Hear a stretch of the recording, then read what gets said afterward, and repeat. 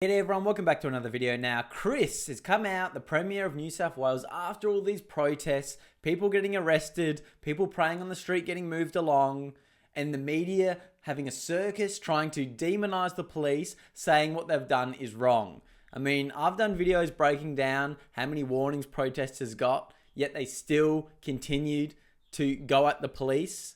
So it was only a matter of time before they finally retaliated. But let's check out what Chris has to say about everything that's been going on and if he defends the police. I'm not pretending for a moment. I'm not pretending for a moment that people are. Everybody is thrilled with the government's actions, including members of my own party.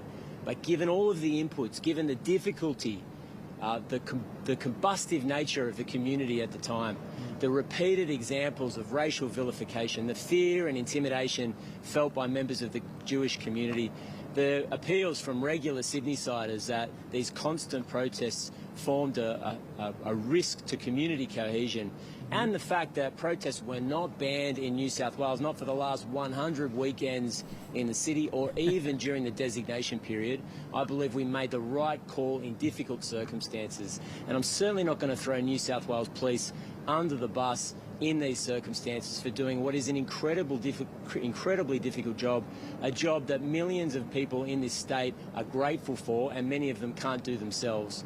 They're in a difficult situation. They're on the front line. They have to make split-second decisions at the drop of a hat to keep the public safe. And I'm very grateful that those police lines were not breached that evening, because as difficult as those scenes were to watch on Tuesday morning and Monday evening, I fear the circumstances would have been far worse. So what Chris is trying to say there is, it's great to see, and also it's great to see him sticking up for the police. I was shocked. I was like, fucking thank God a politician actually sticking up for the police. Like he said, these protests have been going over 100 weeks. Like it's been going like 2.5 years. They protest every single fucking weekend. We cannot sustain a civilized society like that. And it's only becoming more radical and more radical as they keep recruiting and manipulating people. So it was really good to see Chris out there, saying, no, the police are under extreme stress. They've been dealing with this for over 2 years. So, sure, some actions might have been a bit harsh, but it's better than the alternative of allowing these radicals do what they were planning to do. If you didn't know, they were trying to protect Jewish community people mourning and stuff in areas, and these protesters wanted to break the lines and get into there. It would have been a bloodbath. You think these protesters would have stopped because they're Australian Jewish people? No. In a lot of these radicals' minds, it doesn't matter who they are, they're going to go after them. So it's really good to see that he's actually standing up and speaking for what Australian people want. They want to crack down on these protests. It's good he didn't fold to the media saying, oh no, it was really bad what the police did. They shouldn't do that. No, he's gone out there and said they're under extreme pressure. They're under extreme stress.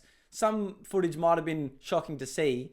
But what they don't show you is how violent these protesters and their speech at these rallies has been for the last 2 years. I mean, does everyone forget that this radical protest like this caused Bondi to happen? Like, we can't forget that in a few weeks and allow these people to go out there and do this. I mean, if I was in charge, I'd crack down harder. Fucking get rid of them. You're not going to go for over 2.5 years shutting down the city every weekend and not letting people through.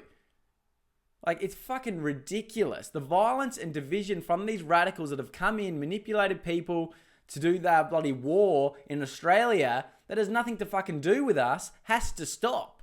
So it's really good that Chris is finally calling this out, letting the police actually crack down a bit on these radicals.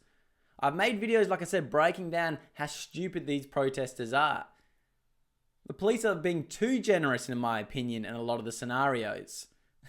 Like, I would have them round up and gone straight away.